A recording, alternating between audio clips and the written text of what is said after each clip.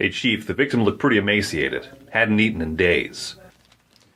Yeah, looks like they were trying to feed their people, but instead, they bought the farm.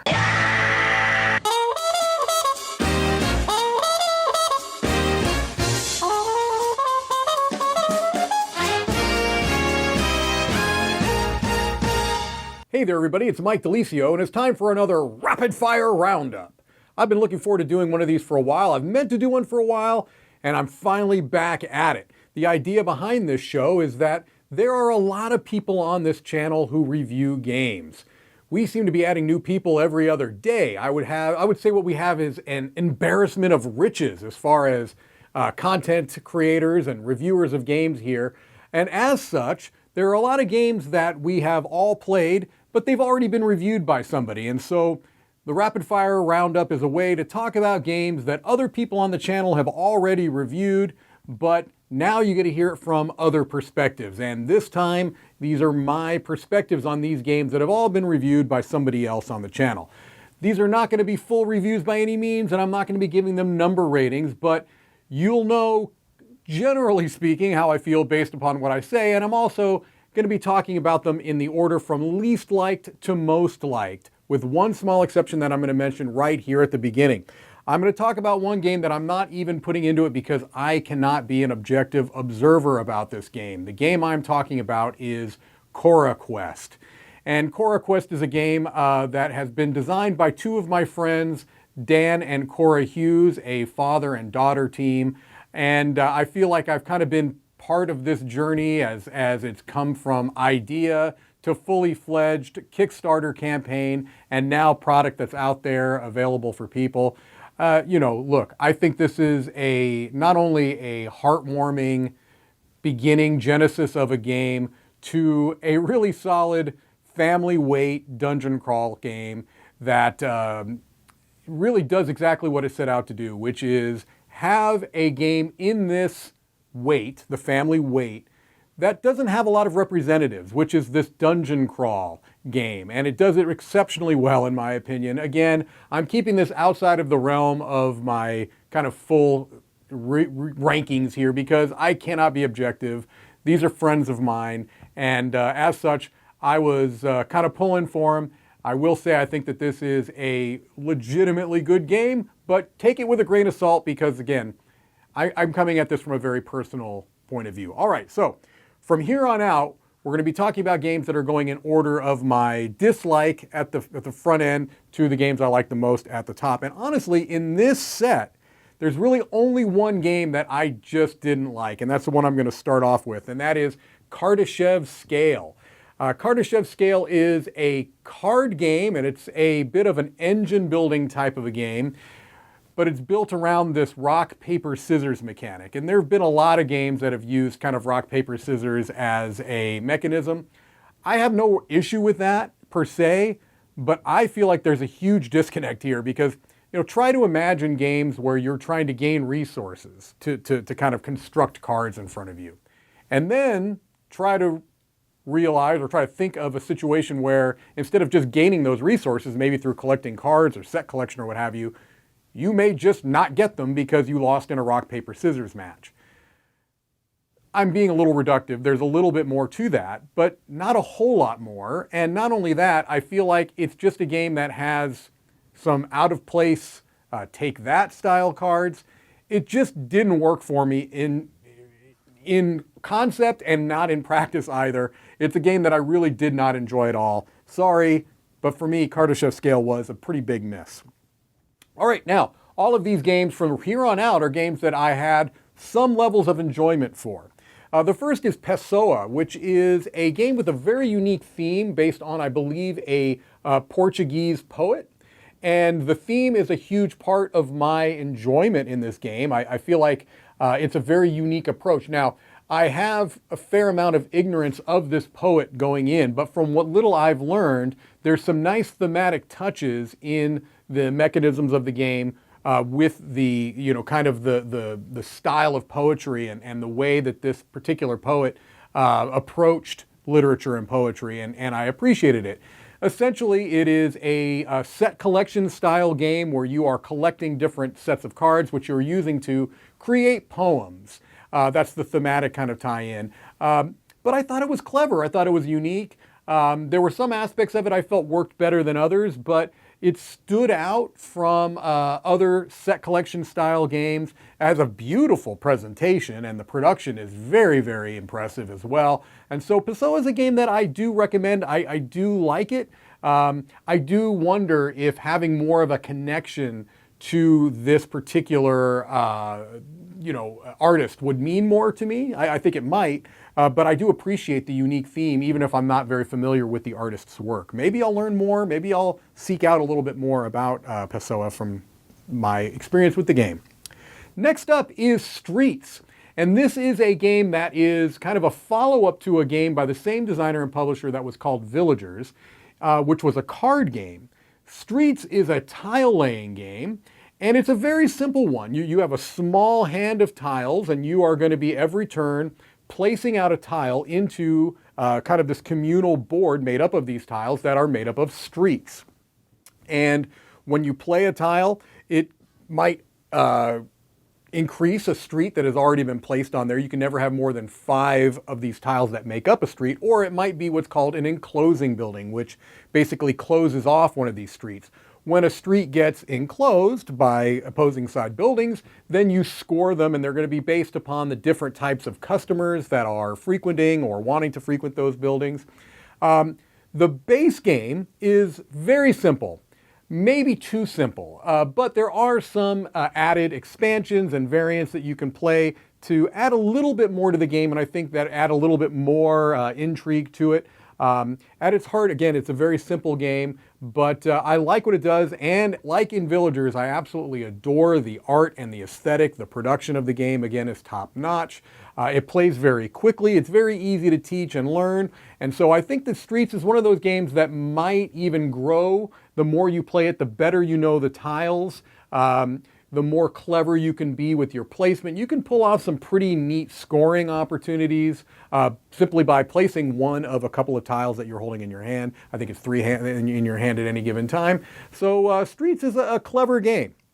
All right, coming up next is another, Streets is smallish. This is a pretty small game. This is called Floriferous, and this is coming from Pencil First Games, and this is part of kind of a line in the Pencil First publishers offerings from designer Steve Finn.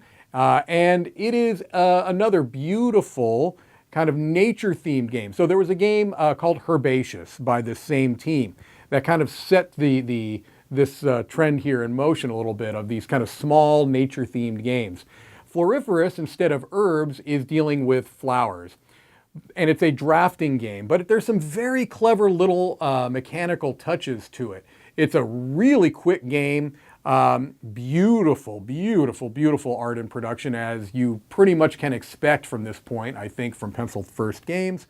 I actually like this slightly better than Herbaceous because there's just a little bit more game there. Herbaceous is so light as to almost float away, and that's not a knock. I think it has a very specific niche and play style it's going for, and it nails it. But Floriferous has that with just a tiny bit more rules and a tiny bit more decisions, and as such I think is even more satisfying. They're both great games, but Floriferous even a step higher. I really enjoyed that quite a bit. All right, coming up next is Libertalia, Winds of Galecrest. Now, this is a game that we actually did a 4 Squares review on that I was not a part of. I would have come out on the high end of the scores in this game if I were part of that review. Is it a reprint? Isn't it a reprint? I'm not going to get into that. I mean, essentially it is at best maybe a 1.5 edition of Libertalia, which is a game that has been out for, I believe, almost 10 years. I really liked the original Libertalia. I feel like this is a superior version. The changes that were made, now there's kind of 2 ways to look at this. There's an art and aesthetic change and a mechanical change. The art and the aesthetic change, I'm not going to spend that much time on because honestly, I'm ambivalent to both. I thought the art in the first was fine. I think the art in the new one is fine.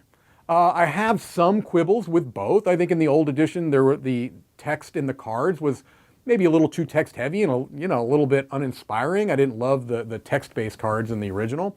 And in the new one, I do think that there are some things I would have liked to have seen better, maybe a little more pop. I know that's a very vague term, but I felt like some of the graphic design was such that things felt a little flat in the new edition. But overall, I like the art in both. I think it's fine. Now, mechanically, the changes that they made were not a lot, but the small changes that were made I felt like were significant in the new edition. The biggest change is with the reputation track. In the original game, you had cards that would end up frequently in ties, sometimes amongst multiple players. That's just the nature of the game. It's a simultaneous card play game where you start with the same set of cards, and so clearly you're going to have times when people are going to be playing the same card. In the original game, there would be a small number in the bottom, maybe bottom right, I can't remember bottom right or left, that would be the tiebreaker, which was extremely arbitrary, and it worked, but it was not terribly satisfying. Now in Winds of Galecrest version, you've got this reputation track, which is going to break those ties.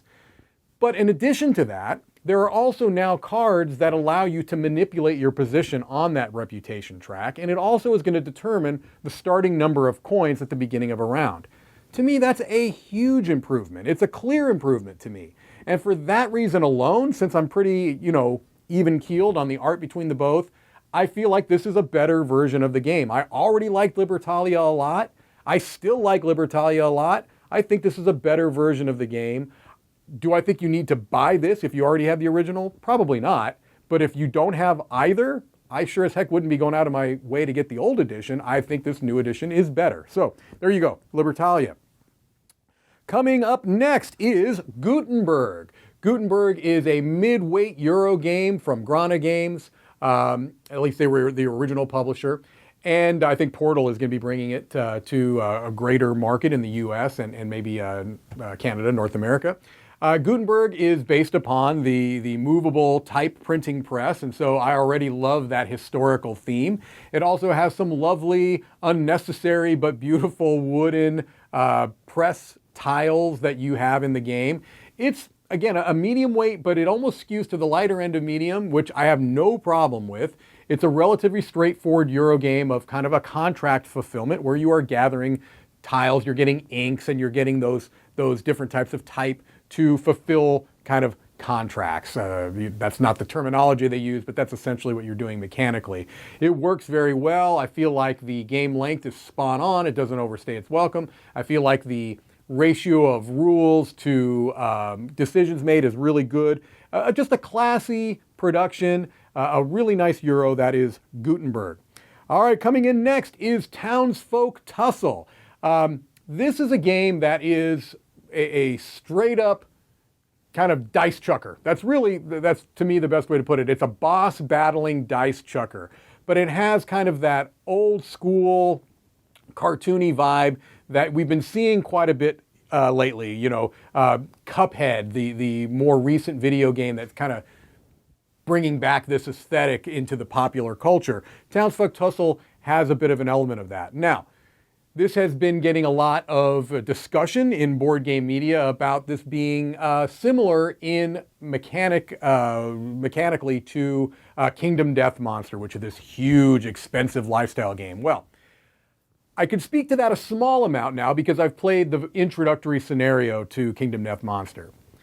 Are there similarities that I've seen? Yes. I'm not going to go deep into it because I don't feel qualified to. I only played the intro scenario to Kingdom Death Monster. But I really enjoy Townsfolk Tussle. Is it a deep strategic game? Absolutely not. Are there a lot of meaningful decisions to make every turn?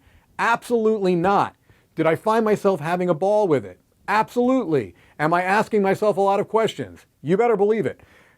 Look, this is a game that I think is very self-aware. It is not trying to be anything more than a dice-chucking boss battler with some adorable art, some very nice self-referential winking theme, and a overall fun game experience. My biggest knock on it is that I feel like it's too long because you play basically 4 boss battles culminating in that 4th battle being a final fight, which adds some different elements to the game. I feel like 3 rounds would have been better. It just is a bit long. And so for that reason, it's going to be tougher to get to the table. But if you've got 3 to 4 hours and you're okay with chucking a lot of dice and just having a big beat 'em up for that amount of time, then you could do a lot worse than Townsfolk Tussle.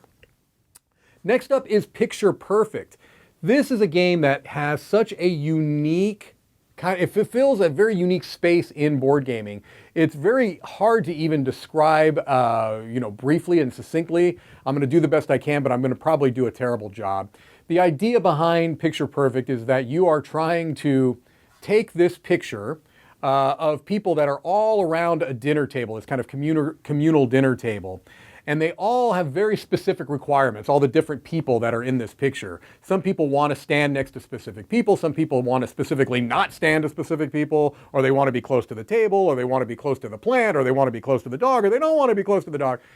Basically, the idea behind this is you are essentially drafting cards depending on which version of the game you're playing, because there are different variants. You might have auctions, and it's a limited information game where you're seeing where some of the people want to be, but not where all the people want to be. And it's all going to culminate in this kind of dramatic ending of the game where you have gotten all these people placed where you feel like they want to be placed. It's all behind a screen. Everyone's doing this kind of at the same time. And you take a picture with your cell phone at the end of this picture, and then you score based upon how well you did. And really, honestly, some of the big appeal to the game is the uniqueness of it. I can't think of another game even remotely like this. But also that kind of big reveal where you see what other people did and you're like, wow, how does their picture look so much differently than mine? I mean, we saw a lot of the same stuff. Obviously, we saw some different things, but it also plays relatively quickly. It's pretty easy to teach. It's a very unique game, and for that reason, I feel like it stands out in an increasingly crowded board gaming market. And then finally, my favorite game of this whole crop of games is a game that's been talked about a lot, and that is Vagrantsong. Now, Vagrantsong has had 2 full individual reviews on the Dice Tower. Both Z and Tom gave full reviews. I was going to do one myself. I was going to do it. I was like, you know what, these two, I'm doing it too. I'm not going to do it. I'm going to leave it here. Suffice to say that I think that Vagrantsong is outstanding. It's fantastic. It is a game that has a similar aesthetic, actually, to Townsfolk Tussle. It has a kind of old-timey, cartoonish vibe to it. But this game, I think, is just one of the more special cooperative games that I've played in recent years.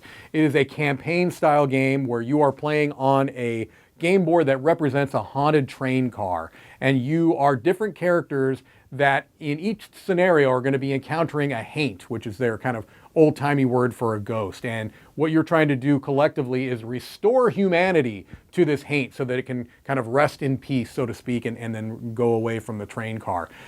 But while the theme is great and the aesthetic is great, what I think really elevates this game to the next level is the mechanical way that it handles this, which is through a kind of a bag pulling, a chit pulling system out of this bag called the bindle. That's kind of like a hobo's bag. And the idea is that when you pull these chips out of the bag, they're going to do certain things for you. And it's going to be scenario dependent. Each scenario is going to kind of tell you how these different chips work. But they're also going to determine how the AI for this haint works too. Super intelligent. It's a very unique and, versatile. It's a very versatile system because based on how each scenario is set up, you can really make these chips work so many different ways. And there's constantly new surprises and new unique and clever ways that they manipulate this mechanical core system. And so I feel like Vagrantsong is a game that not only is as itself a very special package, I'm just intrigued with where it could go. I think you can take this core mechanical system that's been designed and go in so many different directions with it that if they do decide to come up with new scenarios, I'm all on board. I really, this is a game that left a huge impression on me. I have really enjoyed teaching it to new people, introducing it to new people, and just think it's a special game. That is Vagrantsong. All right, well, that's it. That's me for another Rapid Fire Roundup. This is Mike DiLisio signing off from Dice Tower headquarters.